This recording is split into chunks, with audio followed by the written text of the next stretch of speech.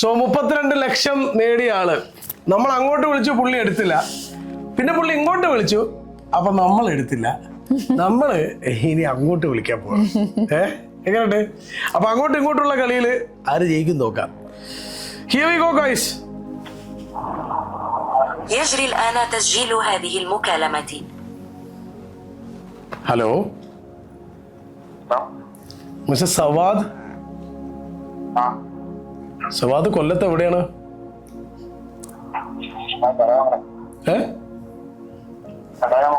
ചടയമംഗലം. ഇപ്പം സൗദിയിൽ എന്താ ചെയ്യുന്നേ? പറയട്ടെ, സൗദിയിലെ കടയിൽ എന്ത് കടയാണ്? ബ്രോസ്റ്റ് കടയിൽ നിങ്ങൾ എന്താ ചെയ്യുന്നേ? കോഴി ചൂടുന്നല്ലേ? നിങ്ങൾ സ്വന്തം കടയാണോ? സ്വന്തം കടയാണ്. ബ്രോസ്റ്റ് കട സ്വന്തമായിട്ടുണ്ട്. സവാദ് ഫോണിൽ ഒരു ആപ്പ് ഇൻസ്റ്റാൾ ചെയ്തിട്ടില്ലേ?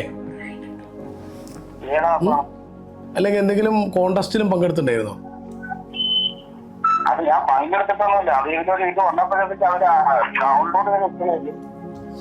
അല്ലാണ്ട് നിങ്ങൾ പങ്കെടുത്തിട്ടില്ല? അതായത് ലക്കി ഡ്രോയിൽ പങ്കെടുത്തിട്ടില്ല?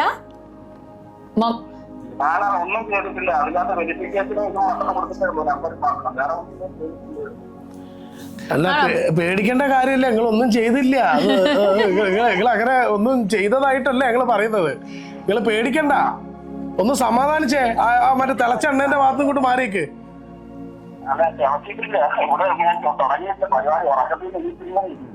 അപ്പൊ നിങ്ങളാണോ തിളച്ചത്? എണ്ണയല്ലേ? അന്ന് നിങ്ങൾ അധികം തിളക്കല്ലേ, ഒന്ന് അവിടെ ഇരിക്കി. ചിലപ്പോ നിങ്ങൾ മൊത്തത്തിൽ പൊട്ടിത്തെറിക്കാനുള്ള ഒരു സാധ്യത ഉള്ള ഒരു സംഗതി കൊണ്ടാണ് ഞാൻ വന്നത്. ഒന്നും പറ്റിയില്ല. ബ്രോസ്റ്റ് ഉണ്ടാക്കുന്ന എങ്ങനെയാന്ന് ഒന്ന് ചോദിക്കണം എന്ന് വിചാരിച്ച് വിളിച്ചതാ.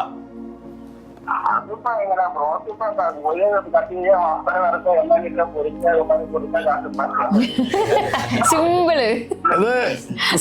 ഇത് ഇത്ര സിമ്പിളാന്ന് അറിയില്ലായിരുന്നു ഏട്ടാ. ഇത് ഇത്ര സിമ്പിളാന്ന് അറിയില്ലായിരുന്നു ഏട്ടാ.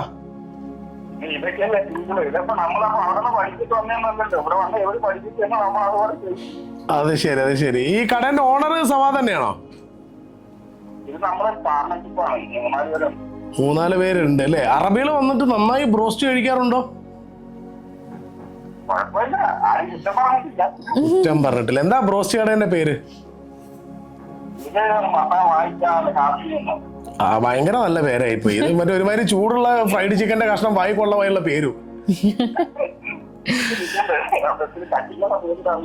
ഈ പാർട്ട്ണർഷിപ്പിന് ഇന്ത്യൻ മണി എത്ര കൊടുത്തു?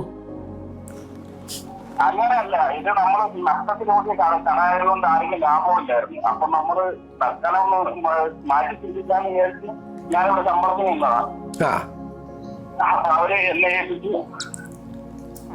ഏൽപ്പിച്ചു അല്ലേ? ഞാനൊരു കാര്യം ചോദിക്കട്ടെ സവാദേ,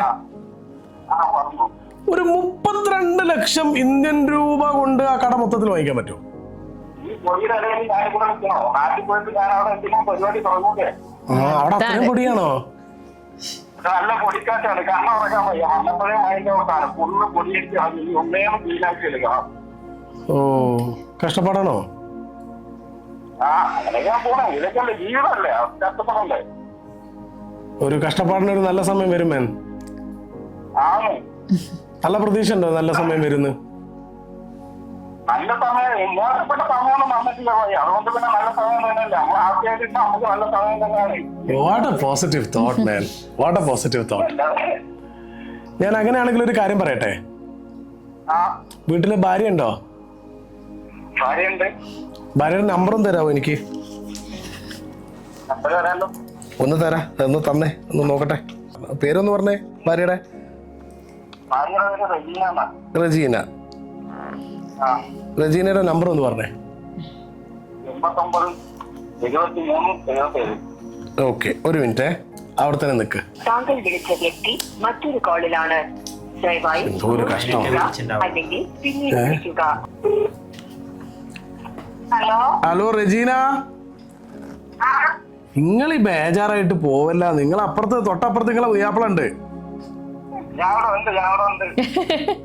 ഞാനൊരു കാര്യം ചോദിക്കാൻ വേണ്ടി വിളിച്ചതാ. ഒരു കാര്യം ചോദിച്ചോട്ടെ റജീന?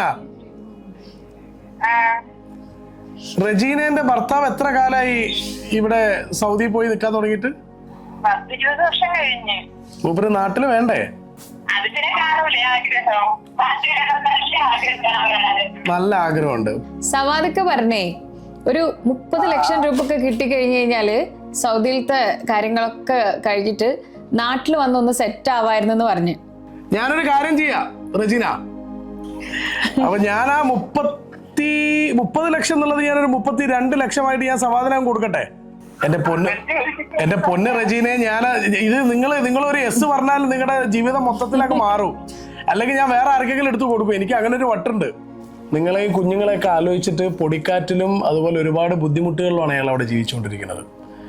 എന്നും ഈ മറ്റേ വെട്ടിത്തിളയ്ക്കുന്ന എണ്ണയ്ക്ക് തൊട്ട് മുന്നിൽ ഇരുന്നിട്ടാണ് അയാൾ നിങ്ങൾക്ക് ഏറ്റവും നല്ല ഭക്ഷണവും ഏറ്റവും നല്ല സൗകര്യവും വാങ്ങിത്തരാൻ വേണ്ടിയിട്ട് ഏറ്റവും ബുദ്ധിമുട്ടുന്നത്.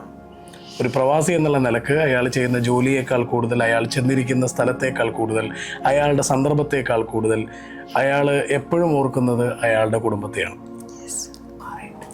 അങ്ങനെയാണ് ഞാനൊരു കാര്യം ചെയ്യട്ടെ, ഒരു 32 ലക്ഷം രൂപ എടുത്തിട്ട് സമാധാനം കൊടുക്കട്ടെ? കൊടുക്കണോ വേണ്ടേ ഇപ്പൊ പറ, അല്ലാന്നുണ്ടെങ്കിൽ ഞാൻ ഇപ്പൊ അടുത്താക്ക് കൊടുക്കും. വേഗം പറ.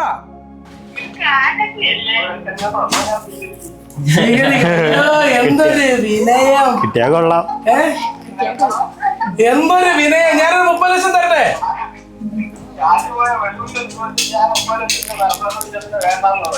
അപ്പൊ പിന്നെ ഒരു കാര്യം ചെയ്യും, മോംസ് ആൻഡ് വൈഫ്സിന്റെ 1 കോടി രൂപയുടെ ലക്കി ഡ്രോയിൽ ഒന്നാം സമ്മാനമായ 32 ലക്ഷം രൂപ ചടയമംഗലം സ്വദേശിയായ സൗദിയിൽ പൊടിക്കാറ്റും കൊണ്ട് ബർഗറും ഉണ്ടാക്കി, പിന്നെ വേറെ റോസ്റ്റും ഉണ്ടാക്കി സമയം കളഞ്ഞുകൊണ്ടേ ഇരിക്കുന്ന സവാദ് സലീമിനാണ്. കൺഗ്രാജുലേഷൻ.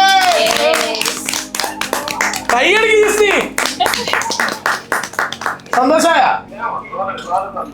എന്നാ പിന്നെ ഈ 32 ലക്ഷം കൊണ്ട്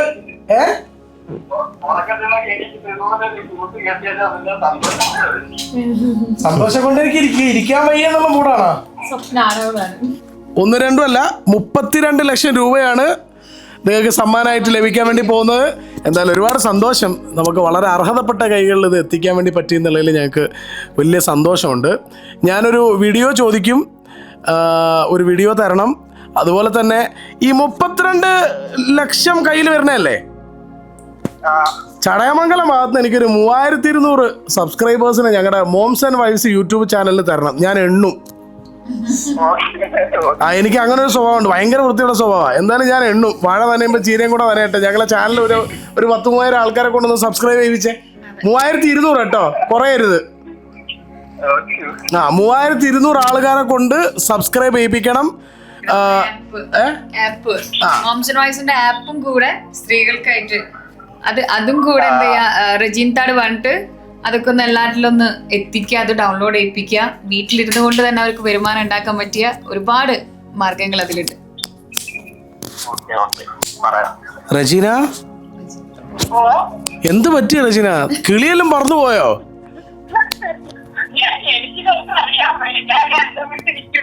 അന്തം വിട്ടിരിക്കല്ലേ? സന്തോഷമൊക്കെ എല്ലാവരും അറിയിക്കുക. 32 ലക്ഷം രൂപയാണ്. അധികം ആൾക്കാർ അറിയിക്കാതിരുന്നാൽ പൈസ പോക്കറ്റിൽ കിടക്കും.